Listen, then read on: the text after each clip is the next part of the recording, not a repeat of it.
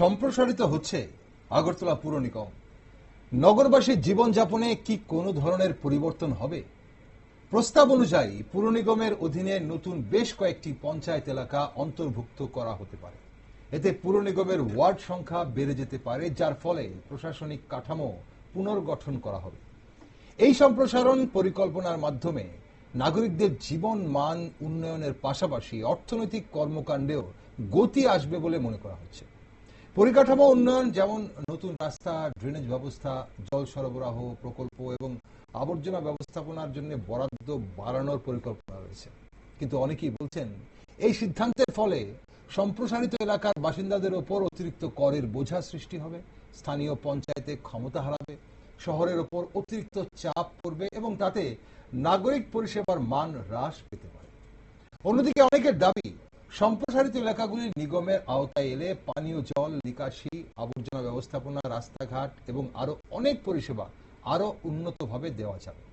এছাড়া নিগমের holding tax, trade licence ইত্যাদি থেকে অতিরিক্ত রাজস্ব বাড়বে, যা শহরের পরিকাঠামো উন্নয়নে ব্যয় করা যাবে। তাই আগরতলা পুর নিগম সম্প্রসারণের বাস্তবিক প্রয়োজনীয়তা কতটা তা জানার জন্য অবশ্যই আমাদের আজকের এই বিশেষ টক শো। কারণ ইতিমধ্যেই প্রশ্ন উঠছে, বর্তমান যে পুর নিগমের এলাকা রয়েছে সেই সব এলাকায় জনগণ সব ধরনের পরিষেবা ঠিকঠাক পাচ্ছে কিনা। নমস্কার, আমি দীপেন আর আপনারা দেখছেন নিউজ ভ্যানগার্ড। আগরতলা পুর নিগমের সীমানা বৃদ্ধি নিয়ে একটি বিশেষ টক শোতে আজ আমার সাথে রয়েছেন বিশিষ্ট শিক্ষাবিদ ননীগোপাল দেবনাথ এবং বিশিষ্ট সমাজকর্মী দেবাশিস রায়।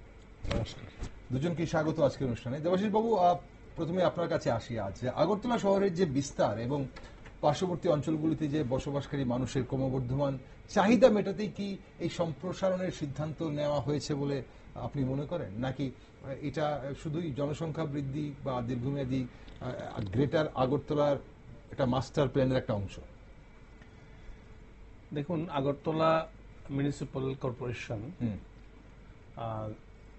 একটা oldest municipal corporation in India. একদম 1871 সালে এই কর্পোরেশন আত্মপ্রকাশ করেছে আমাদের দেশে। তো সেই নিরিখে তার ইতিহাস অনেক রয়েছে। প্রথমে আমাদের যে আগরতলা এখন ক্যাপিটাল বলি, তা উদয়পুরে ছিল। 1660 সালে উদয়পুর থেকে ওল্ড আগরতলা, কৃষ্ণ মানিক্যের তখন উনি রাজত্বকাল ছিলেন, ওল্ড আগরতলা বা পুরান হাভেলি যাকে আমরা বলি, সেখানে এসেছে। তারপরে সেই কৃষ্ণ কিশোর মানিক্য মানে 18 শতকে ওল্ড আগরতলা থেকে আমাদের বর্তমান যে আগরতলা, সেখানে আগরতলাকে রাজধানীকে স্থানান্তর করেছিলেন। তারপর 1936-37 সালে তৎকালীন যিনি রাজা ছিলেন বা শাসক ছিলেন, ওনারাও একটা এরকম মানে মাস্টার প্ল্যান করেছিলেন আচ্ছা আগরতলা শহরকে নিয়ে। তো সেই সময় ইনফ্রাস্ট্রাকচার ডেভেলপমেন্ট নিয়ে প্ল্যান রচনা হয়েছিল এবং এটা একটা কন্টিনিউয়াস প্রসেস। তো আগরতলা মিউনিসিপ্যাল কাউন্সিল ছিল, তার থেকে কর্পোরেশনে উন্নীত হয়েছে এবং আমাদের বর্তমান আগরতলার জনসংখ্যা প্রায় 6.7 লাখ। ওকে, ঠিক আছে। তো এবং সেটা ক্রমবর্ধমান। তো এখানে রেট অফ পপুলেশন যেটা বাড়ছে প্রায় 3%। আচ্ছা, তো এই ক্রমবর্ধমান যে জনসংখ্যা, তার একটা মানে আমরা একটা তার ইম্প্যাক্ট দেখতে পাই, যেরকম মফস্বল থেকে শহরমুখী হয়। তো সেই কারণে একটা প্রয়োজনীয়তা দেখা দেয় যে কিভাবে শহরকে বৃদ্ধি করা যায়। শহর থেকে নগর, নগর থেকে মহানগর, যেরকম আমরা কলকাতা মহানগরী বলি, ঠিক তদ্রূপই ক্রমবর্ধমান জনসংখ্যা এবং নাগরিক পরিষেবাকে সেটাকে সম্প্রসারিত করার জন্য তো আমাদের বর্তমানে গতকালকে আমরা যা দেখলাম, আমাদের পুরপিতা আগরতলা মিউনিসিপ্যাল কর্পোরেশনের উনি ঘোষণা করেছেন যে আগামী 20 বছরের জন্য একটা মাস্টার প্ল্যান ওনারা করতে চলেছেন। তার মধ্যে আইডেন্টিফাইড, যদিও এটা সংবাদ মাধ্যমে আসেনি, এখানে আরবান ডেভেলপমেন্ট ডিপার্টমেন্ট সেটা করছে, প্রায় 49টা পঞ্চায়েতকে ইন্টিগ্রেট করা হবে আচ্ছা আগরতলা শহরের সঙ্গে। তো সব মিলিয়ে তো এটাকে গ্রেটার আগরতলা বলা চলে। তো এখন এই আগরতলার যে বর্তমান উন্নয়ন চলছে, সেখানে আমরা জানি যে ভারতবর্ষের প্রায় 100টা সিটিকে স্মার্ট সিটি হিসাবে ঘোষণা করা হয়েছে। তো সেই স্মার্ট সিটি কি এমনিতেই চলে এসেছে ভারতবর্ষে, মানে আগরতলাতে? অ্যাকচুয়ালি স্মার্ট সিটি এই প্রকল্পটাই আরবান কেন্দ্রের আরবান ডিপার্টমেন্টের অন্তর্গত, এবং একটা এখানে সিটি কন্টেস্ট হয়েছে। তো রিগার্ডিং ডেভেলপমেন্ট যে প্যারামিটার্স গুলো আছে তার মধ্যে সেই একটা প্রতিযোগিতার মধ্য দিয়ে আরবান ডেভেলপমেন্টের একটা অংশ, স্মার্ট সিটির একটা অংশের এটা রূপ পাচ্ছে, এই যে সম্প্রসারণ হচ্ছে সেটা। এবং আপনি আমার মনে হয় এগোচ্ছে, আপনার মনে হচ্ছে ঠিক আছে। 49টা পঞ্চায়েতকে আপনি বলছেন মার্জ করা হবে আগরতলা মিউনিসিপ্যাল কর্পোরেশনের সাথে, এবং সেখানে আমরা স্বাভাবিকভাবে প্রশ্ন আসে তখন যে কটা ওয়ার্ড বাড়তে পারে। এখন বর্তমানে 51টা ওয়ার্ড রয়েছে আগরতলা মিউনিসিপ্যাল কর্পোরেশনে, আগামী দিনে কটা ওয়ার্ড বাড়তে পারে সেই তথ্য কি আপনার কাছে আছে? মানে আপনি যেটা বলছেন, যেটা সংবাদ মাধ্যমে আসেনি, এখনো সংবাদ মাধ্যমে আসেনি। 51টা মানে 49টা যে পঞ্চায়েত, সেগুলো আইডেন্টিফিকেশনের পর্যায়ে রয়েছে যতটুকু আমি জেনেছি। কারণ গতকালকে আমাদের বলা হয়েছিল এই টপিক নিয়ে কিছু মানে জানার জন্য। তো আমি বিভিন্ন সোর্স থেকে যা সংগ্রহ করেছি, মোটামুটি 5টা ওয়ার্ড, 5টা ওয়ার্ড এদিক সেদিক হতে পারে, অ্যাড হতে পারে। আমি জানি না, ইট মে বি আর একটু বেশি হতে পারে, একটু কম হতে পারে। এখন 51টা আছে। 2021 সালের যখন পুনর্নির্বাচন হয়েছে 51টা ওয়ার্ডে হয়েছে, এবং 2000 নেক্সট ইয়ারে যেটা হবে হয়তো 56টা ওয়ার্ড হতে পারে। 51 থেকে 56 হওয়ার সম্ভাবনা আছে, এবং সেটা উত্তরে, দক্ষিণে, পূর্বে সব দিকেই হয়তো বাড়বে, সেটাই এখন আন্দাজ করা হচ্ছে। তবে আমরা অবশ্যই কথা বলবো। আমাদের সঙ্গে আজ বিশিষ্ট শিক্ষাবিদ ননীগোপাল দেবনাথ রয়েছেন। স্যার, পৌর নিগম সম্প্রসারণের ফলে শহরের কোন কোন খাতে সবচেয়ে বেশি পরিবর্তন আসবে বলে একজন নগরবাসী হিসেবে আপনার মনে হয়? এক নম্বর পরিবর্তন তো এটার এরিয়া এক্সটেনশন হবে, বিরাট হবে। আরো 49টা পঞ্চায়েত যদি আসে তাহলে এটার এলাকা অনেকটা বাড়বে। এক্সাক্ট যেহেতু এখন মিউনিসিপ্যাল কর্পোরেশন যারা বাড়াবেন, কর্মকর্তা যারা আছেন, তারা এখনো কতটা এরিয়া বাড়ছে, আগরতলা নতুন মিউনিসিপ্যাল কর্পোরেশনের এরিয়া কত স্কোয়ার ফিট হবে বা কত স্কোয়ার, সেটা এখন প্রস্তাবিত হয়েছে, সেটা সিদ্ধান্ত হবে, সবকিছু নির্ধারিত হয়নি। তবে এরিয়া হবে, পপুলেশন হবে, অনেকটা বাড়বে। এদিকে একদম প্রায় জিরানি অবধি চলে যাবে প্রায়। আর বাড়ার সুযোগ তো একমাত্র পূব দিকে, দক্ষিণ আর উত্তর। পশ্চিম দিকে তো বাংলাদেশ বর্ডার, সেটা হবে না, যেখানে আছে সেখানেই থাকবে। এখন প্রশ্ন হলো, বাড়াবার ক্ষেত্রে পরিবর্তন তো অনেকটাই আসবে, এটা নিশ্চিত। এক নম্বর পরিবর্তন হবে, গভর্নমেন্টের তহবিলে নতুন টাকা আসবে, কারণ করের দরকার। এখন আগরতলা এখন নিউজে 49টা পঞ্চায়েত যেখানে আছে সেখানে বাড়িঘর করতে পঞ্চায়েতকে কোনো ট্যাক্স দিতে হয় না। পঞ্চায়েত এলাকাতে কিন্তু বাড়িঘর নির্মাণের ট্যাক্স লাগে না। এখন কেউ বাড়িঘর নির্মাণ করতে গেলে ওই এলাকাতে ট্যাক্স হবে, গভর্নমেন্টের রেভিনিউ আসবে। তারপরে আরো মিউনিসিপ্যালের বিভিন্ন ট্যাক্স আছে, ট্যাক্সের সিস্টেম আছে, সেই সিস্টেমে আরো অনেক ট্যাক্স আছে, জলের ট্যাক্স, রোড ট্যাক্স, এই সমস্ত বিষয়। ট্যাক্স যেমন বাড়বে স্যার, এখানে একটা জিনিস হচ্ছে যে এই যে পঞ্চায়েত এলাকাগুলো, সেখানে তো যেই জায়গাটার জন্য ট্যাক্সটা বৃদ্ধি পাবে সেই জায়গাটার দামও তো বেড়ে যাবে তখন, কারণ পঞ্চায়েত এলাকার জায়গা আর আগরতলা মিউনিসিপ্যাল এরিয়া যদি হয় তখন তো জায়গার দামও বৃদ্ধি পাবে। এটা এখন যেই এলাকাগুলো মিউনিসিপ্যাল কর্পোরেশনের এলাকাতে ঢুকবে নতুন করে, হঠাৎ করে জায়গার দাম বাড়বে না। পরিষেবা যতদিন না উৎপন্ন মানে সৃষ্টি হয় আর কি। এখন তো আপনার পল্লীমঙ্গল, খয়পুর, এই সমস্ত অঞ্চল তো আছে ভিতরে, কি এখানে কি ওই অঞ্চলে কি খুব বেড়ে গেছে নাকি? ভাড়ার ব্যাপারটা সেই ল্যান্ড ভ্যালুয়েশনটা বাড়ানো প্রসঙ্গটা পরে না, মানে বাড়বে। এটা এই প্রসেসটার মধ্যে, মানে আগরতলা মিউনিসিপ্যালিটি এরিয়ার মধ্যে যদি এটা সম্প্রসারণ করা হয় তখন তো নিশ্চয়ই পরিষেবার কথা উঠে আসবে। না না, একটা সাইকোলজিক্যাল ব্যাপার হবে। ওই অঞ্চলের পঞ্চায়েতের যে সমস্ত এলাকাতে যে সমস্ত লোকগুলি আছে তাদের মনে হয় যে আমরা এখন পৌর নিগমের এলাকায় চলে এসেছি, মনে বৃহত্তর আগরতলা, এখানে তাদের মধ্যে কিছু আনন্দ হবে, উৎসাহ হবে, বাড়বে কিছু একটা নো ডাউট।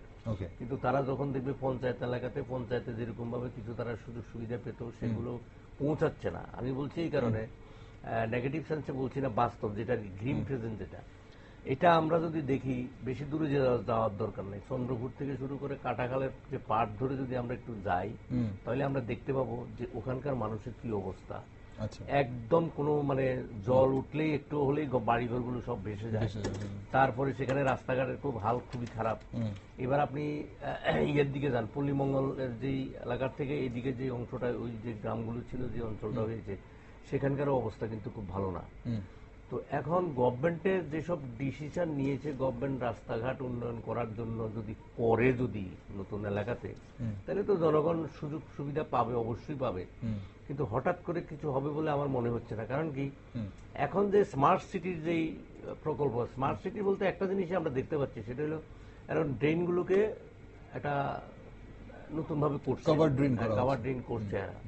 তো করছে এটা কোনটা? এটা হলো একদম পুরনো সময়ের যে আমাদের আগরতলা মিউনিসিপ্যাল কর্পোরেশন এলাকা যেটা ছিল, বা আগরতলা মিউনিসিপ্যাল কাউন্সিল যেটা ছিল, এই এলাকার ভিতরেই হচ্ছে, বাইরে কিন্তু যাচ্ছে না। হয়তো এটা এক্সটেনশন হবে আস্তে আস্তে, ধীরে ধীরে, সবটা তো একসাথে ধরা যায় না।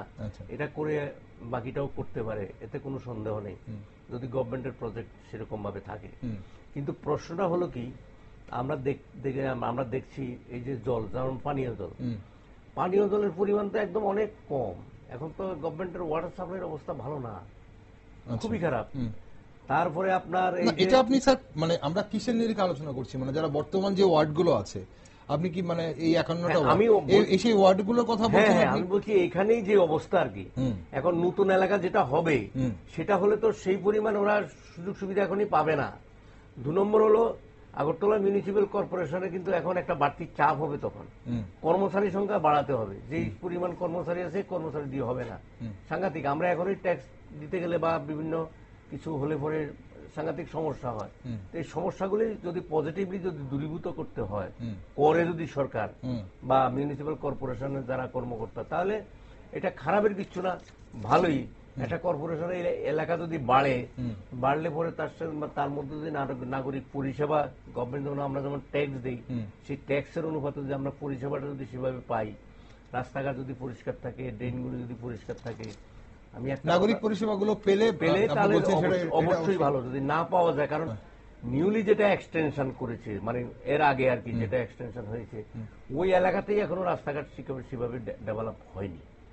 যেটা আমি আমার চোখে আমি যা দেখেছি আর কি, বা ওই অঞ্চলের মানুষও যে মাঝে মাঝে আমরা দেখি ওই জলের জন্য আন্দোলন, বা রাস্তা নোংরা হয়ে আছে, ড্রেন নেই, এই সমস্ত নিয়ে মানুষ তো আন্দোলন করছে। তো সেই দিকটা লক্ষ্য করলে তো দেখা যায় সেখানে যথেষ্ট পরিমাণে ঘাটতি আছে। ওকে, আমি আসবো আপনার কাছে। স্যার আপনার কাছে আমরা অবশ্যই আপনাদের সঙ্গে আলোচনা করব, কিন্তু এই মুহূর্তে টেলিফোনে আমার সঙ্গে জুড়ে গেছেন প্রদেশ কংগ্রেস সভাপতি এবং তথা উনি আগরতলা পুর পরিষদের প্রাক্তন চেয়ারপারসন ছিলেন, আশিস সাহা জুড়ে গেছেন। আশিস বাবু, শুনতে পাচ্ছেন আপনি আমাকে? আশিস বাবু, আমরা আজ অবশ্যই আলোচনা করছিলাম আগরতলা পুর নিগম এলাকার সম্প্রসারণ নিয়ে। তো সেখানে আপনার কি মনে হয়, আগরতলাকে একটি মহানগর হিসেবে গড়ে তুলতে এই সম্প্রসারণ কতটা গুরুত্বপূর্ণ ভূমিকা পালন করবে বলে মনে করেন? দেখুন, আগরতলা পুর নিগমের এলাকা সম্প্রসারণ, এটা পুরো বিধিতে আমাদের যে নিয়মাবলী আছে, পুরো আইনে এটা কোথাও কোনো বাধা নেই। এটা একটা প্রসেস, এটা করতেই পারেন। ওনারা প্রস্তাব করলে এই প্রস্তাব সরকারের তরফ থেকে ডিলিমিটেশন একটা কমিটি হয়, কমিটি এটাকে এলাকা বর্ধিত করার যে প্রসিডিউর মেনে এটা করে। কিন্তু এই ক্ষেত্রে আমি যেটা বুঝতে পারছি, আমি আজকেই দেখেছি কিছু কিছু মিডিয়াতে এই বিষয়টা উঠে এসছে।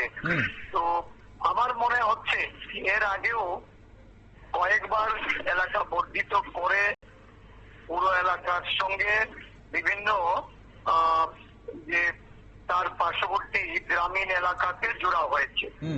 কিন্তু প্রশ্নটা হলো যে এটা যদি রাজনৈতিক উদ্দেশ্য প্রণোদিত ভাবে এই এলাকার সম্প্রসারণের মধ্যে দিয়ে নিজেদের রাজনৈতিক উদ্দেশ্য চরিতার্থ করার লক্ষ্যে হয়, তাহলে নিশ্চয়ই এটা আমি মনে করি যে এটা ঠিক নয়। কারণ এলাকা বর্ধিত করতে গেলে তার ভৌগোলিক অবস্থান, তার সামাজিক অবস্থান, অর্থনৈতিক অঞ্চল হিসাবে এগুলি একটা মাপকাঠি নির্ধারিত হয়। এটা হলো মানে আইন অনুযায়ী। আরেকটা বিষয় হলো, এর আগেও আমরা দেখেছি বর্ধিত এলাকা যেগুলি যুক্ত হয়েছে তার উন্নয়নে আগরতলা শহর স্মার্ট সিটি রূপে সেখানে তার যে উন্নয়নমূলক কর্মযোগ্য এটা শহরবাসীকে জানানো হয়েছে। স্মার্ট সিটির যে পরিষেবা, আমার মানে ব্যক্তিগত অভিজ্ঞতা থেকেও শহরবাসীর অভিজ্ঞতা আমি বলছি যে এটা যেমন জলডুবিতে আজকে আগরতলা শহর তার একটা ব্যাপক মানে ক্ষয়ক্ষতি, মানুষের ভোগান্তি, এই জল, বিদ্যুৎ, প্রয়োগ প্রণালী, রাস্তাঘাট, এই সবকিছু মিলিয়ে এই বর্ধিত এলাকা, যেটা গত নির্বাচনের আগে বর্ধিত এলাকায় 51টি ওয়ার্ড সম্প্রসারিত করে যে নিগম তার কাজ পরিচালনা করেছে, সেই অঞ্চলের মানুষের মধ্যে আজকে প্রচন্ড ক্ষোভ বিরাজ করছে।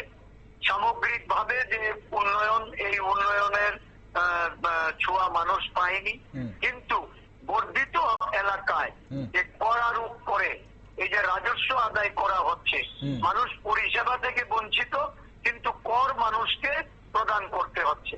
তো একটা হলো নির্বাচনে জনগণের রায়, এই বর্তমান যে পুর নিগম, এরা জানে বিগত নির্বাচন এটা ছাপ্পা ভোটের নির্বাচন ছিল। এই এলাকার মানুষ যদি তাদের জনমত ভোট বাক্সে যদি তারা সেটাকে প্রতিফলিত করতেন, তাহলে হয়তো ফলাফল উল্টো হতো। এটা বুঝে এবারও ওই ভয় থেকেই তাদের মধ্যে এই শহর এলাকার মানুষের যে তাদের যে অভিমত, এই অভিমত এটা ইতিমধ্যে পরিলক্ষিত হচ্ছে। কিছুদিন বাদেই পুর নিগমের নির্বাচন আসছে, ওই নির্বাচনকে ম্যানিপুলেট করার জন্য নিজেদের মতো করে ওয়ার্ড বিন্যাস করে এই নির্বাচনে আবারও একটা প্রহসন করার লক্ষ্যে যদি এই সম্প্রসারণ সংগঠিত করা হয়, তাহলে নিশ্চয়ই এটা আমরা বিরোধিতা করব। তারপর সার্বিক পরিকাঠামো উন্নয়নটা কোথায়, বলা হচ্ছে, যতটুকু খবর পাওয়া যাচ্ছে যে 49টি পঞ্চায়েতকে আগরতলা মিউনিসিপ্যাল কর্পোরেশনের সঙ্গে মার্জ করে আগরতলা মিউনিসিপ্যাল কর্পোরেশনে আরো 5টি ওয়ার্ড বাড়ানোর সম্ভাবনা শোনা যাচ্ছে। এটা এই মুহূর্তে এটা কোনো সিদ্ধান্ত নয়, তবে এটা প্রস্তাবিত। তো সেখানে আপনি যেটা বলছেন, যদি এটা যদি রাজনৈতিক উদ্দেশ্য নিয়ে করা হয়, এবং গতবারের নির্বাচনকে কথা আপনি বলছিলেন, গতবারের মিউনিসিপ্যাল কর্পোরেশনের নির্বাচনের কথা, সেটা তখন আপনারা বিরোধিতা করবেন। কিন্তু সাধারণভাবে আপনি যে অভিযোগ করলেন যে ওয়ার্ডগুলো এই মুহূর্তে রয়েছে বা আগরতলা মিউনিসিপ্যাল কর্পোরেশনের বর্তমান যে এলাকা, সেখানে আপনি বললেন যে পরিষেবা পায় না, অনেক জায়গাতে জলডুবির কথা আপনি বললেন, বিদ্যুৎ, ড্রেন, রাস্তাঘাটের কথা আপনি বললেন। আপনার কি মনে হয় যে সম্প্রসারিত এলাকাগুলোর মধ্যেও এই ধরনের সমস্যাগুলো বিরাজ করবে? না, বর্তমানে এটা এক্সিস্ট। এর আগে গত 5 বছর আগে যে এরিয়াটা বর্ধিত এলাকা হিসাবে মিউনিসিপ্যালিটির পুর নিগমে যুক্ত হয়েছে, সেই এলাকার মানুষ পরিষেবা পাচ্ছে না। সেই এলাকার মধ্যে পানীয় জল, বিশুদ্ধ পানীয় জল নেই, সেই এলাকার মধ্যে ইলেকট্রিসিটির অভাব, সেই এলাকার মধ্যে রাস্তাঘাটের সেখানে কিছুই ইনফ্রাস্ট্রাকচার তারা দিতে পারেনি। স্মার্ট সিটির এলাকার মধ্যে যে পরিকল্পনা নিয়ে কাজ চলছে, এগুলি সম্পূর্ণ অবৈজ্ঞানিক এবং দুর্নীতিগ্রস্ত একটা মানে বলা চলে যে এখানে কাজের মাধ্যমে অর্থ উপার্জনের, কমিশন বাণিজ্যের একটা বড় ধরনের ঘাপলা চলছে।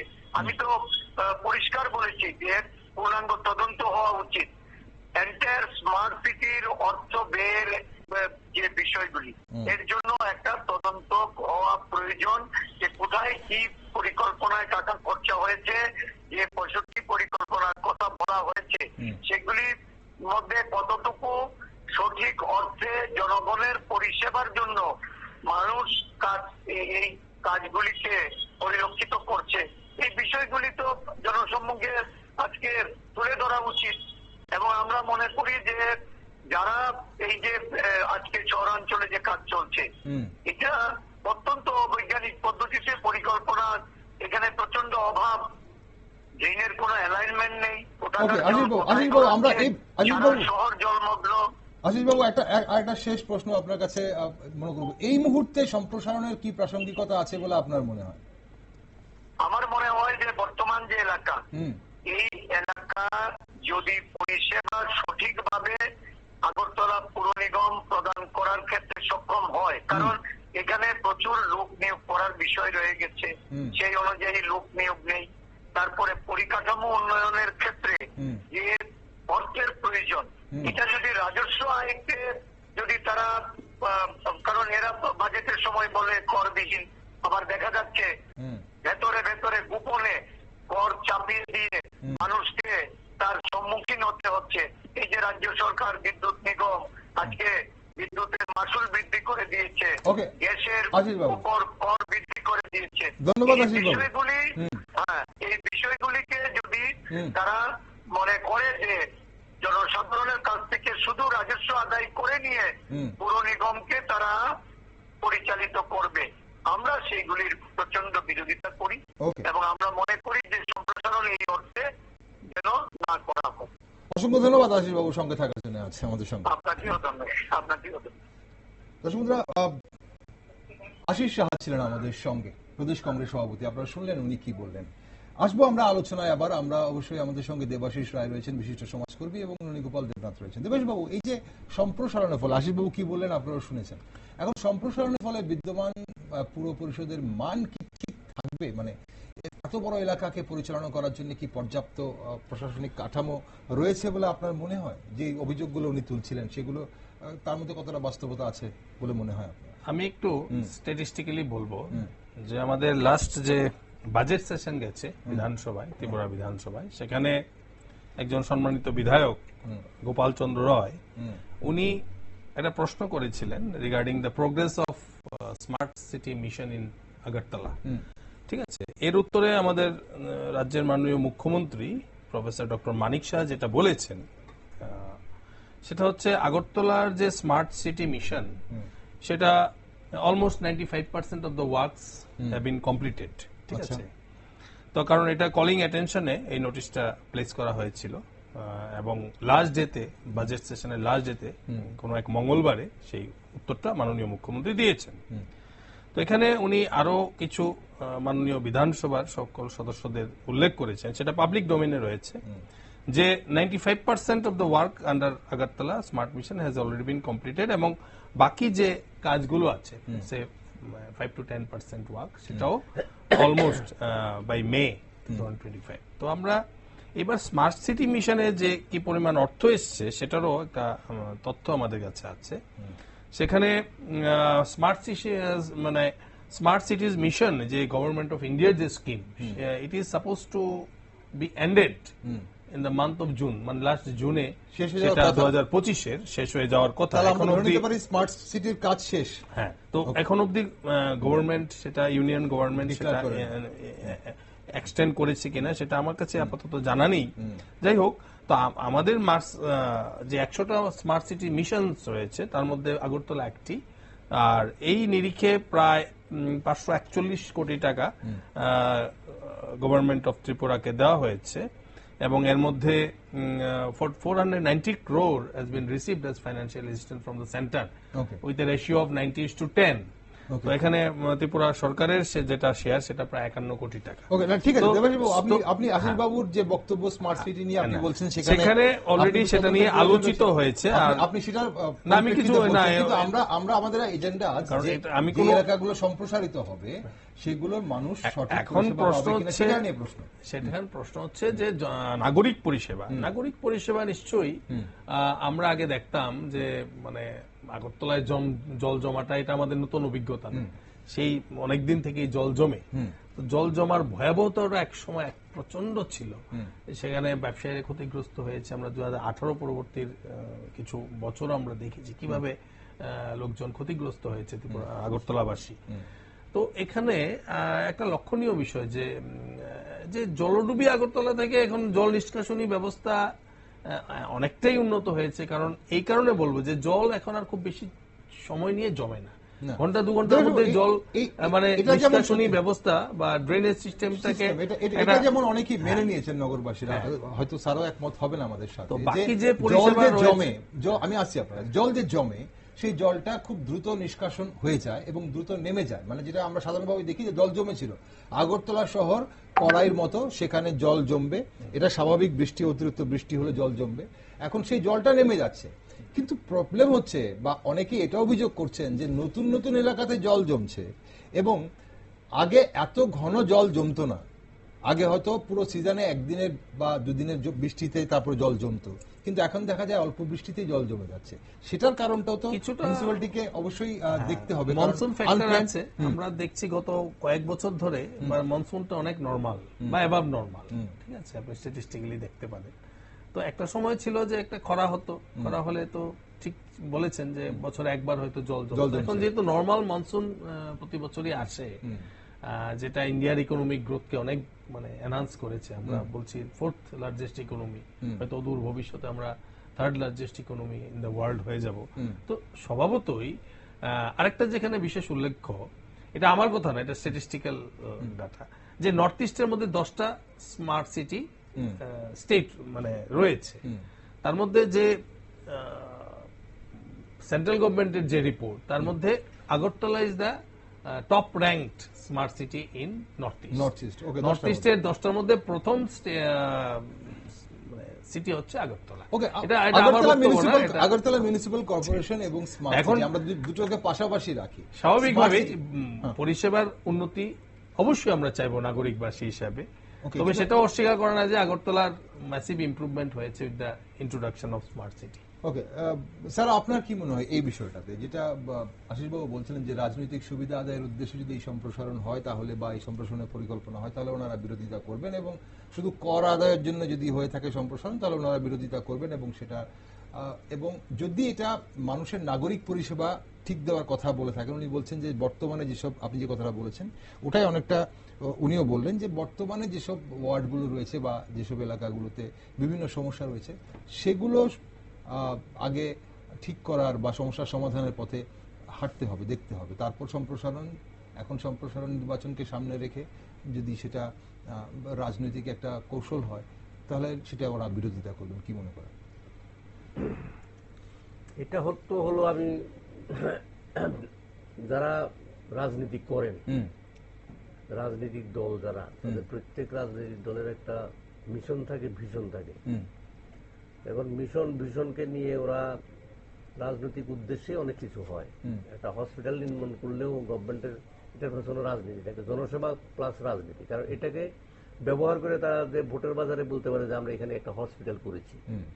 আগরতলা মিউনিসিপ্যাল কর্পোরেশনের উদ্দেশ্য মানে এক্সটেন্ড করে গভর্নমেন্ট এটার থেকে যদি ভালো কিছু করতে পারে বেনিফিট নিতে পারবে, আর যদি খারাপ হয়, মানুষ যদি দেখে যে এখানে পঞ্চায়েত থেকে এসে আমাদের এখানে অবস্থা আরো খারাপ, তাহলে পাবলিক এটা এন্টি রিঅ্যাকশন হবে, তাদের মনের মধ্যে একটা নেগেটিভিটি ইয়ে যাবে গভর্নমেন্টের যে কাজ সম্পর্কে। মানে এটা মিউনিসিপ্যাল কর্পোরেশনকে কাজ করে প্রমাণ করতে হবে যে এটা আমি জনগণের স্বার্থে করেছি, জনগণের উপকারের জন্য এটা করেছি এবং এটা হচ্ছে। কিন্তু একটা কথা যেটা আমি আগেও বলেছি, সেটা হলো আপনি বর্ধিত এলাকা আগে যেটা ছিল ওটা আপনি একটু ভালো করে দেখবেন ওখানে কাজ কিরকম হয়েছে। মানে সেই আমরা যখন আগরতলা মিউনিসিপ্যাল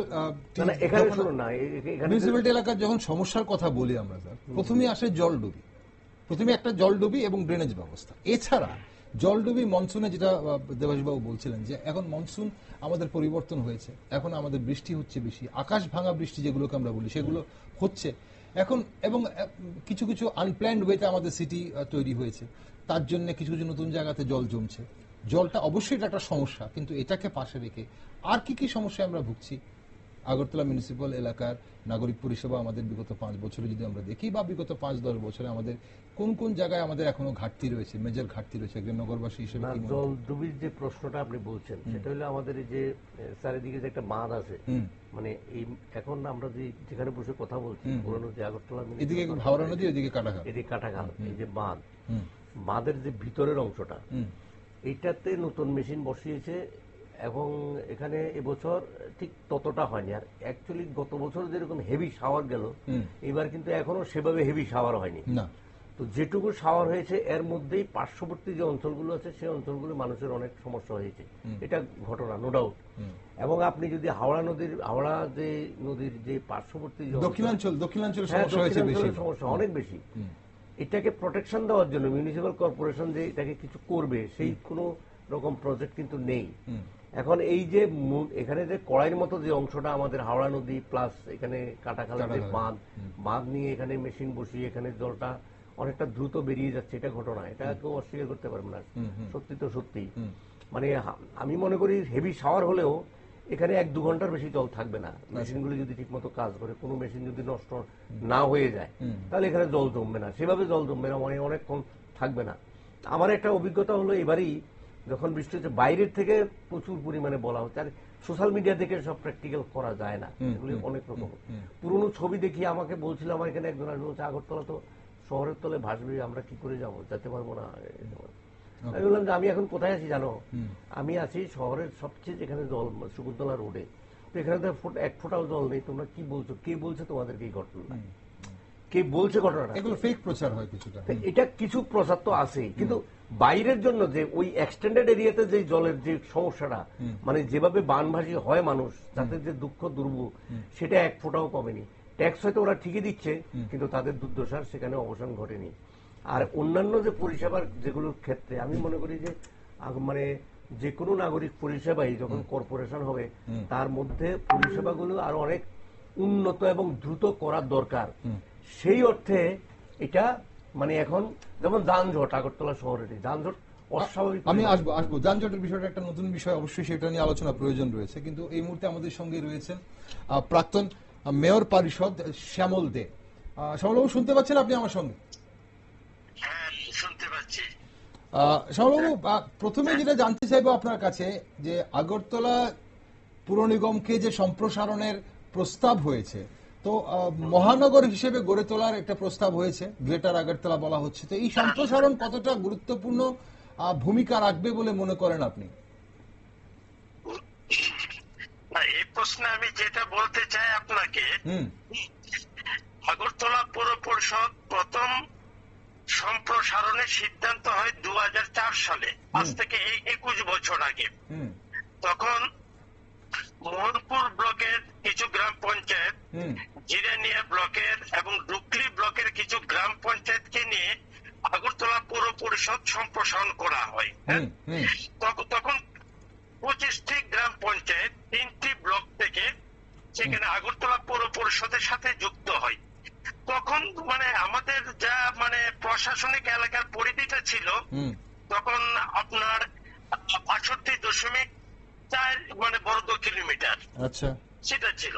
তখন ওয়ার্ড ছিল 35টি, আর তখন আমাদের আগরতলা শহরের পপুলেশনটা তেমন ছিল না, তখন ছিল 3,97,532 জন। দ্বিতীয়বার যেটা করা হলো এটা সম্প্রসারণ, তখন ছিল 35, তারপরে করা হয় 49টি।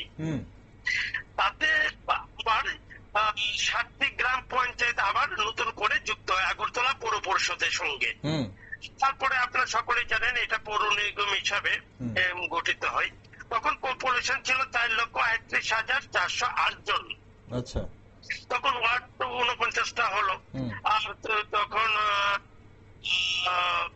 আপনার 76.5 এরকম বর্গ কিলোমিটার আমাদের প্রশাসনিক এলাকাটা ছিল। আচ্ছা, তখন 60টা নিয়ে 49টা। তার পরবর্তী সময়ে এখনকার সরকার আরো দুটো বাড়ি 51টা করা হলো এখন আমাদের এতে। কিন্তু সে সময় আপনার যেটা বলা ভালো, এই যে সম্প্রসারণ যেটা করা হয়েছিল তখন এই যে গ্রাম পঞ্চায়েত গুলো আসলো বিশেষ করে ডুকলি, জিরানিয়া এবং মোহনপুর ব্লক থেকে, তখন সেমি আরবানের।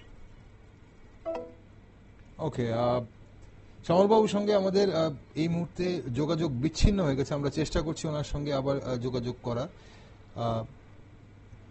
আমরা অবশ্যই যোগাযোগ করলে আবার ওনার সঙ্গে আমরা কথা বলতে পারবো, আমরা চেষ্টা করছি। কিন্তু তার আগে এই যে বলা হচ্ছে যে যেটা শ্যামলবাবু বলছিলেন যে গ্রাম পঞ্চায়েত, যে 35টি গ্রাম পঞ্চায়েত এবং পরের বার খুব সম্ভবত 7টি গ্রাম পঞ্চায়েত উনি বলছিলেন। এখন প্রশ্ন হচ্ছে যে এই যে সম্প্রসারণ যখন হয় তখন তো সেখানে দুটো জিনিস কাজ করে। একটা হচ্ছে যে যেহেতু মিউনিসিপাল এরিয়ার মধ্যে আসবে, যেটা স্যার বলছিলেন, সেখানে মানুষের কর ব্যবস্থা টোটাল পরিবর্তন হবে। আর উল্টো দিক থেকে আরেকটা হচ্ছে মানুষ কি চায়, সেখানে নাগরিক পরিষেবা। কিন্তু তার পাশাপাশি যে একটা এই যে রাজনৈতিক ব্যাপার থাকে, যে ক্ষমতার যে ব্যাপার থাকে, এই যে ধরুন সেখানে ক্ষমতার দ্বন্দ্ব, সেই পঞ্চায়েত এবং নিগম, এই জায়গা থেকে কি কোনো দ্বন্দ্বের একটা পরিস্থিতি সৃষ্টি হয়? অ্যাকচুয়ালি দেখুন, একটা ভিশন নিয়ে সম্প্রসারণ হয়। যেরকমটা এবারের বলা হচ্ছে প্রপোজ যে 49 জিপিস, যেটা আগরতলা এএমসির সঙ্গে অ্যানেক্স হবে, এটা কিন্তু 20 ইয়ার্স এর একটা ভিশন। তো 20 বছরের ভিশনকে আপনি একটু টাইম দিতে লাগবে, যাতে করে নাগরিক পরিষেবাগুলো সর্বত্র পৌঁছানো যায়। ঠিক আছে, তো এটা একটা কন্টিনিউয়াস প্রসেস। যেহেতু মানে আগরতলা স্মার্ট সিটিজ যে একটা স্টেট গভর্নমেন্টের একটা স্পেশাল পারপাস ভেহিকেল হিসেবে কাজ করছে, তো সেহেতু উন্নয়নের যে ধারাবাহিকতাটা সেটা কিন্তু সম্প্রসারিত হচ্ছে, এবং সেজন্য প্রায় আমাদের অনেকটা সময় কেটেছে, যে গত 4-5 বছর ধরে এই প্রজেক্ট চলছে। এবং এখন যে পরিকল্পনাটা নেওয়া হয়েছে সেটা that should continue for next 20 years to reach all the amenities of citizens' life. না, সেটা তো অবশ্যই ঠিক। সেই কারণে স্থানীয় প্রশাসনের মধ্যে একটা কি দ্বন্দ্ব হওয়ার চান্সেস থাকে? কেন দেখুন, 49টা পঞ্চায়েত, কয়েকটা বিষয় এখানে দেখুন, যে মাত্র বিষয়টা সামনে এসেছে যে 49টা গ্রাম পঞ্চায়েত যুক্ত হবে, সেটা ওখানের লোকেদের কি লাভ হচ্ছে? প্রথমত, যে মাত্র পুরো পরিষদের সঙ্গে যুক্ত হবে, সেখানে জমির দাম বেড়ে যাবে, একদম। সেখানে কৃষি জমি যা ছিল তার হয়তো কয়েক গুণ বেড়ে যাবে, সেই অনুযায়ী তার ট্যাক্স রেভিনিউ বেড়ে যাবে। আপনি যেমন বলছেন কৃষি জমি দাম বেড়ে যাবে, এটাও কিন্তু একটা ভয় আছে। কৃষি জমি কিন্তু তখন হাতছাড়া হয়ে যাবে, কৃষি জমি তখন বাণিজ্যিক ভাবে ব্যবহার হবে। এটাও ঠিক, মানে এখন তো মডার্ন ফার্মিং চলছে, জলাশয় মডার্ন ফার্মিং এ সারা বছর কোনো না কোনো ভাবে চাষ হয়। আগে যেরকম একটা সিজনাল ইম্প্যাক্ট ছিল, যে এই সিজনেই শুধু এই জমিটা ব্যবহার হবে, এখন কিন্তু কন্টিনিউয়াস এটাকে চাষাবাদ করা যায়। যদিও আমি এই ব্যাপারে মানে বিশেষ আমার নলেজ নেই। তো আমার বক্তব্য হচ্ছে, নাগরিক পরিষেবা যেরকমটা পৌঁছাবে, ঠিক তেমনি সেখানে মানুষের মধ্যে একটা আনন্দোচ্ছ্বাস চলে আসবে। আমরা নিগমের সঙ্গে যুক্ত হয়েছি, তো স্বভাবতই জমির দাম যখন বাড়ে, সেখানে অনেক গ্রামবাসী পঞ্চায়েত স্তরে যারা আছে কিছুটা জমি বিক্রি করে সেখানে ব্যবসা বাণিজ্য উন্নতি হতে পারে, বা সরকারের গভর্নমেন্টের ট্যাক্স রেভিনিউ বাড়তে পারে, বা এক কথায় যে ক্রমবর্ধমান পপুলেশন, সেটাকেও আপনি কনজেস্টেড করে রাখতে পারবেন। একটা সিটিকে ডিসেন্ট্রালাইজ যতক্ষণ না করবেন, ততক্ষণ এই যে সিটির যে মানে কনজেশনটা এসে যাচ্ছে, যেটা বলছিলেন যে ট্রাফিক সিস্টেম থেকে শুরু করে, তারপরে এখানে ভেহিকেল, নাম্বার অফ ভেহিকেলস বেড়েছে, নাম্বার অফ পপুলেশন বাড়ছে। সেটা কোথায় ছিল 4 লক্ষ, 4.25 লক্ষ, এখানে প্রায় 7 লক্ষর কাছাকাছি আমাদের এই শহরের জন্য করা হচ্ছে। সেটাকে ডিসেন্ট্রালাইজ করে সুন্দরভাবে শহরটাকে বৃহত্তর শহর হিসেবে পরিকল্পনা প্রয়োজন। তার জন্য প্ল্যানিংটা খুব ইম্পর্টেন্ট। এই প্ল্যানিংটা যদি ঠিকঠাক হয়, আমার মনে হয় নাগরিক পরিষেবা, যেটা আপনি বলছেন যে ডিসেন্ট্রালাইজ করার জন্যই সেই এখানে এখন সেটাকে গ্রেটার আগরতলার এই ভিশন 20 বছরের ভিশন, তাতে এই ভিশনের মাধ্যমে আরো কিছু অংশকে গ্রেটার আগরতলাতে ইনক্লুড করে সেখানে নাগরিক পরিষেবা আরো উন্নত করার একটা প্রয়াস এটা, এবং সেটা পরিকল্পনা এটা। স্যার, আপনি যেটা বলছেন যে রাস্তাঘাটের কথা, জ্যামের কথা বলছিলেন, যত শহর গ্রেটার আগরতলা হোক, শহর বৃদ্ধি পাবে, আরো বড় হবে, তাহলে তাতে কি আমাদের মেইন যে শহর আগরতলা শহরের বা হার্ট অফ দ্য সিটি যেসব জায়গাগুলো আমাদের আছে, সেই সব জায়গার যে রাস্তাঘাটে যে জ্যাম হচ্ছে বা যানজট হচ্ছে, দিন দিন যেটা বাড়ছে, এবং বিশেষ করে অফিস টাইমে সেটা, স্কুল টাইম, অফিস টাইমে সেটা অনেকটা বেড়ে যাচ্ছে, তাতে কি কোনো ধরনের হেরফের হবে? না, এটার মধ্যে খুব একটা বেশি হেরফের হবে না, কারণ মানুষ কলকাতা মিউনিসিপাল কর্পোরেশন দিয়ে আপনি তাকান না, মেইন যে সিটি সেখানে কিন্তু কমে না, লোকের সংখ্যা বাড়ে। তার জন্যই ফ্লাইওভারের ব্যাপার, এখানে একটা ফ্লাইওভার হচ্ছে, গভর্নমেন্ট বলছে আর একটা নতুন ফ্লাইওভার হবে, তারপরে মেট্রো রেল, মানে পাতা মাটির নিচে দিয়ে রাস্তা। এই জন্য এই কারণেই সেখানে এখানকার ক্রেজটা ঠিকই থাকবে। আর রাতারাতি ওই অঞ্চলের যে দাম, জিনিস জায়গার দাম বেড়ে যাবে, ব্যাপারটা কিন্তু এরকম হবে না। আর আরবানাইজেশন মানেই হলো কি, যে কৃষি ল্যান্ড যেটা আছে আপনি সেটা এনক্রোচমেন্ট হবেই, সেটা আস্তে আস্তে মানুষ বসতি স্থাপন করবে, না হলে আরবান হবে কি করে? আপনি যদি কৃষি ল্যান্ড যদি থেকে থাকে, মার্সি এরিয়া যদি থেকে থাকে, সেগুলোকে ভরাট করে সেখানে মানুষ বাড়ি করবে, ঘর করবে, এটাই তো আরবানাইজেশনের লক্ষণ। না এটাই তো হবে, তো নতুন নতুন বিল্ডিং উঠবে, বাড়ি ঘর হবে, সবকিছু তো নতুন করে হবে। তবে আগরতলা সিটিতে আমি যেটা বলবো আর কি, মানে ত্রিপুরা রাজ্যে আর কি, ত্রিপুরা রাজ্যে তো লোক সংখ্যা, এটা ছোট রাজ্য, তো এখানে বাইরের থেকে কত লোক আর আসবে, যা আসার মোটামুটি তো অনেকে এসে গেছে। এখন এরিয়া 49টা পঞ্চায়েত এলাকা যুক্ত হওয়া মানে কি বিশাল এলাকা হবে।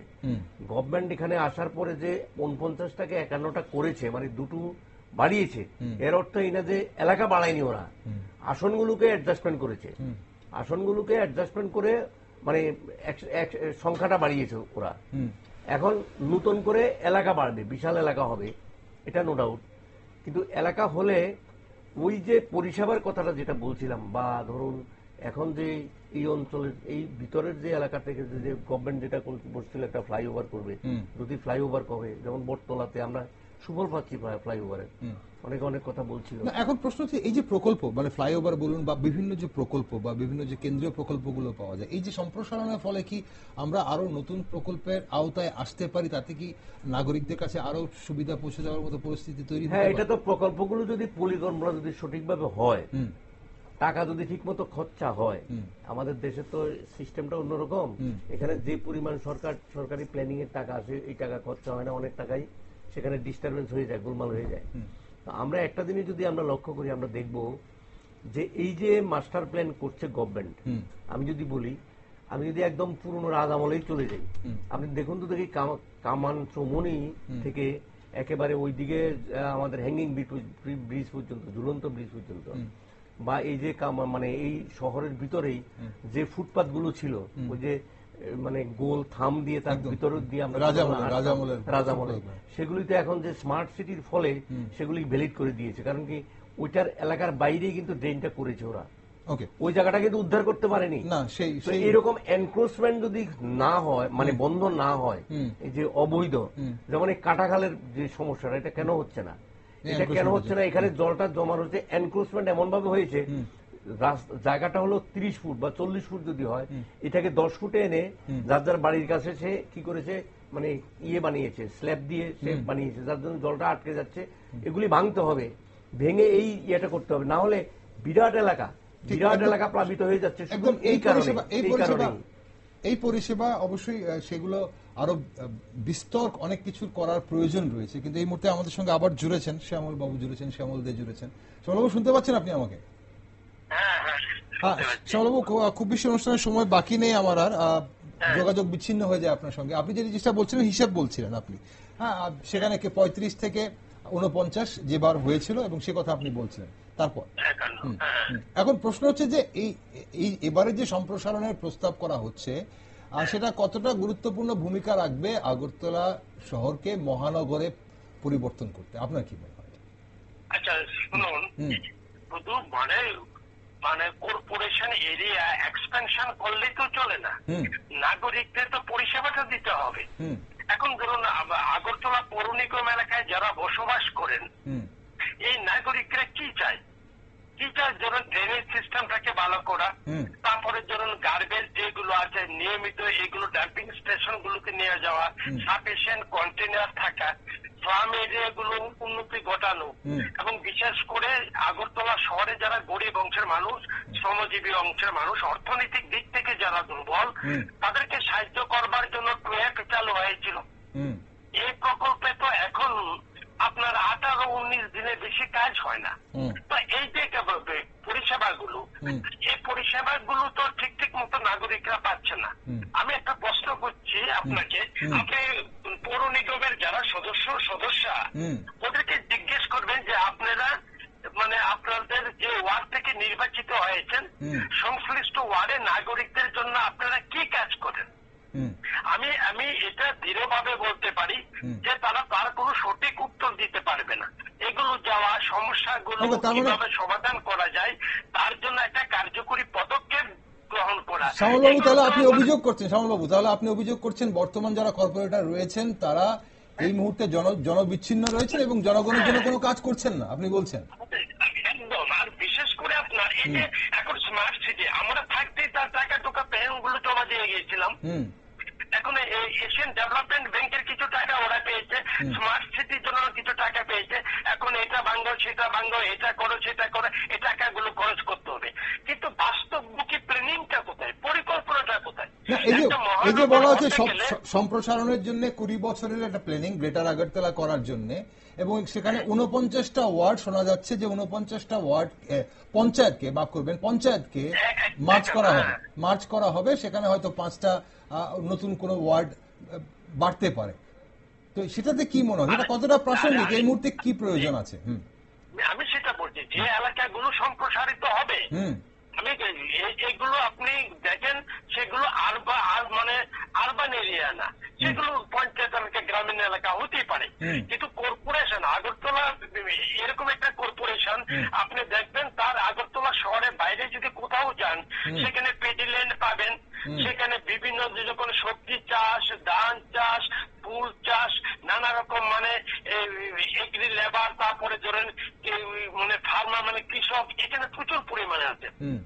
সুতরাং এখানে শুধুমাত্র কয়েকটা ড্রেন করলে তো হবে না, সেখানে যে গরিব অংশের মানুষ, প্রান্তিক কৃষক বা মাঝারি কৃষক, আপনি গিয়ে দেখবেন আগরতলা শহরটা বেরিয়ে যান, ওইদিকে চন্দ্রপুরের দিকে যান, এদিকে ডুকলি বীজের ওই দিকটা যান, ওইদিকে নরসিংগড় এলাকার দিকে চলে আসুন, ওইদিকে নোয়াগাঁও চন্দ্রপুর এলাকার দিকে চলে আসুন, এদিকে রাজনগর এলাকায় চলে আসুন। ওকে শ্যামলবাবু, তাহলে আমি আমার অনুষ্ঠানের সময় ফুরিয়ে গেছে, আপনার সঙ্গে আরেকটু আগে কথা বলতে পারলে ভালো হতো। তাহলে আপনাদের দাবি হচ্ছে বা আপনাদের মতামত হচ্ছে যে সম্প্রসারণে আপনাদের কোনো সমস্যা নেই, কিন্তু সম্প্রসারণ করতে গেলে বর্তমান যে আগরতলা পৌর নিগমের এলাকা রয়েছে সেখানে পুরবাসীদের পরিষেবা আরো উন্নত পরিষেবা দিতে হবে, পরিষেবা দিতে হবে। নতুন সম্প্রসারণে আপনাদের কোনো আপত্তি নেই যদি পরিষেবা ঠিক পায়, তাই তো? হ্যাঁ, সেটা পরিষেবাটা দেখতে হবে। ওকে, অসংখ্য ধন্যবাদ শ্যামলবাবু, অসংখ্য ধন্যবাদ সঙ্গে থাকার জন্য। আমাদের অনুষ্ঠানের সময় ফুরিয়ে গেছে, আর বেশি সময় নেই, 1 মিনিট সময় হাতে আছে। একটা প্রশ্ন দুজনের কাছেই রাখবো, যে এই সম্প্রসারণের আগে জনগণের সাথে পরামর্শ বা যে এলাকাগুলোকে এই মুহূর্তে আগরতলা পৌর নিগমে আয়তায় আনা হবে, সেটার কোনো প্রয়োজন আছে বলে কি মনে করেন? সেটা মানে করা যেতে পারে কি, মানে পাবলিক কনসালটেশন আমরা যাকে বলি, সেটা করা যেতে পারে। তবে যারা আরবান প্ল্যানার্স রয়েছে ডিপার্টমেন্টে, তারাও সেই বিষয়টা ভেবে দেখছেন কোথায় ফিজিবিলিটি আছে to get annexe to the AMC. তো সেই ফিজিবিলিটি চেক করে সেটার মানে সেখানে উন্নয়ন সেভাবে মার্চ করলে পরে উন্নয়ন পৌঁছানোর সহজ হবে কিনা, কারণ এটা 20 বছরে যেহেতু মাস্টার প্ল্যান যেরকম পুরপিতা বলেছেন, তো সেই দিক দিয়ে লক্ষ্য রেখে নিশ্চয়ই তাদের একটা প্ল্যানিং এন্ড ডিজাইন রয়েছে, একটা ওয়েল থট অফ প্ল্যান রয়েছে, যেখানে নাগরিক পরিষেবা ওই সময়কালের মধ্যে পৌঁছানো যেতে পারে। তো সেই দিকে নেওয়া যেতে পারে। আর মোরওভার অলওয়েজ পাবলিক কনসালটেশন, কারণ আমরা সবসময় ফ্রম বটম আপ অ্যাপ্রোচটাকেই আমরা প্রেফার করি, এবং যা করা হচ্ছে থেকে কিছু আইডিয়াস নিয়ে যা করা হচ্ছে জনগণের জন্য করা হচ্ছে, জনগণের শ্রেষ্ঠ। স্যার, আপনার কি মনে হয় এই বিষয়ে পাবলিক কনসালটেশন? গভর্নমেন্ট তো সবকিছু তো আর জনগণের মত নিয়ে করে না। যেমন বিদ্যুৎ বিলটা বাড়ালো, বা আগরতলা মিউনিসিপ্যাল কর্পোরেশনের ট্যাক্সের মাত্রা কিন্তু অনেক বেড়ে গেছে। আমি ট্যাক্সটা দিতে যাওয়ার পর বুঝলাম যে ট্যাক্সটা বেড়েছে, আগে কিন্তু টের পাইনি আর কি। তো যাই এটা কোনো কথা না। আর যেটা হচ্ছে যে ওই এলাকার মানুষের সাথে কোনো মানে হবে কিনা, এটা হওয়ার সম্ভাবনা খুব কম, ক্ষীণ। কারণ যে পঞ্চায়েতগুলো নেওয়া হয়েছে সেগুলো তো সেই পঞ্চায়েতগুলো দেখবেন যে প্রায় 100%ই এখানে শাসক দলের লোকেরাই সেখানে পঞ্চায়েতগুলো চালাচ্ছে। তো সেক্ষেত্রে পলিটিক্যালি বা অন্য কোনো ব্যাপারে কিছু একটা হবে বলে আমার মনে হয় না। আর কর্পোরেশন এলাকাতে ঢুকতে গেলে ঢুকার ক্ষেত্রে ওই অঞ্চলের মানুষের খুব একটা যে মেজর মানুষের আপত্তি থাকবে সেটাও না, কিন্তু আপত্তিটা হবে তখন যখন সে দেখবে যে কর্পোরেশন এলাকাতে ঢুকে আগে পঞ্চায়েতের প্রধানের সঙ্গে কথা বলে, বা ধরুন পঞ্চায়েতের ওই যে সেক্রেটারি বা মেম্বার টেম্বারদের সঙ্গে কথা বলে যা কিছু পাওয়া যেত, এখন তাও পাওয়া যাচ্ছে না। ট্রানজিশনাল একটা পিরিয়ড হবে, কারণ আগরতলা মিউনিসিপ্যাল কর্পোরেশনের নির্বাচন অবধি ওই অঞ্চল যেটা এই ট্রানজিশন পিরিয়ডটা কিছু সমস্যা এবং কিছু কনফিউশন তো হবে, কিন্তু সেটা যখন মিটে যাবে তখন নির্বাচন হয়ে যিনি নতুন কাউন্সিলর হবেন যতক্ষণ না হচ্ছেন ততক্ষণ তো মানুষ যেতে পারছে না। আর হয়তো হওয়া অবধি ওই পঞ্চায়েতগুলোকে আপাতত মানে জীবন্ত রাখতে হবে আর কি, যাতে ঠিক। মানুষের তবে পরিষেবাটা তবে যাতে আপনাদের কথায় disturbance যাতে না না হয়। হয়। আপনাদের কথা একটা জিনিসই আজ এখান থেকে উঠে আসছে যে যতক্ষণ মানুষ পরিষেবা পাবে, যতক্ষণ না মানুষ সঠিকভাবে পরিষেবা পাবে বা যখন সঠিক পরিষেবা পাবে, তখন মানুষের সম্প্রসারণ নিয়ে কারোরই হয়তো কোনো আপত্তি থাকবে না। আমরা বিভিন্ন রাজনৈতিক দলের নেতৃত্বদের সঙ্গেও কথা বললাম, সেখানেও আমরা দেখলাম যে প্রাক্তন মেয়র পরিষদ বললেন যে বামফ্রন্ট আমলের যিনি মেয়র পরিষদ ছিলেন এবং প্রদেশ কংগ্রেস সভাপতি, ওনারা বলছেন যে সম্প্রসারণে হয়তো খুব একটা বেশি আপত্তি নেই যদি না সেটা রাজনৈতিক কারণে হয়ে থাকে এবং যদি মানুষের বা নগরবাসীর পরিষেবা ঠিক পায়। অসংখ্য ধন্যবাদ আপনাদের আজ সঙ্গে থাকার জন্য। এই বিষয় নিয়ে আমরা আলো আলোচনা করব এবং মানুষ কি জানতে চাইছে, মানুষ কি চাইছে সেটাও বোঝারও চেষ্টা করব। ধন্যবাদ দীপেন দা আপনাকে। ধন্যবাদ। ধন্যবাদ স্যার, আপনাকে ধন্যবাদ। নমস্কার। সম্প্রসারণের ফলে কোনো গোষ্ঠীর জীবন জীবিকার উপর কি প্রভাব পড়বে সেটা অবশ্যই আমরা নজর রাখবো বন্ধুরা, কারণ এই বিষয়টা যে একটা প্রস্তাব হয়েছে সেই প্রস্তাব আগামী দিনে কি রূপ নেয় সেটা দেখার বিষয়। আগরতলা পুর নিগম সম্প্রসারণের মাধ্যমে বহু সুযোগের দ্বার উন্মোচিত হবে, এটা ঠিক, তবে কিছু চ্যালেঞ্জও কিন্তু থাকবে। প্রথমত, নতুন অন্তর্ভুক্ত অঞ্চলগুলিতে নাগরিক পরিষেবা প্রদান নিশ্চিত করতে বড় পরিমাণে বাজেট বরাদ্দ প্রয়োজন হবে। দ্বিতীয়ত, স্থানীয় পঞ্চায়েতগুলির সঙ্গে সমন্বয় সাধন করে প্রশাসনিক ব্যাপারগুলোকে কিন্তু হস্তান্তরগুলোকে একটা জটিল প্রক্রিয়া হিসেবে দেখছে অনেকেই। এছাড়াও পুরাতন এবং নতুন অঞ্চলের মধ্যে ভারসাম্য বজায় রেখে উন্নয়ন করাটাও একটা বড় দায়িত্ব হবে প্রশাসনের কাছে। আগরতলা পুর নিগমের সম্প্রসারণ শুধু একটি প্রশাসনিক পদক্ষেপ নয়, বরং এটি একটি দীর্ঘমেয়াদী পরিকল্পনার অংশ যা শহরের টেকসই উন্নয়নকে নিশ্চিত করতে সাহায্য করবে, এমনটাই মনে করছেন বিশেষজ্ঞরা। তাই এই সম্প্রসারণের ফলে আগরতলা একটি মডেল নগরীতে পরিণত হতে পারে কিনা তা সময় সেদিকে নজর রেখেছি আমরা।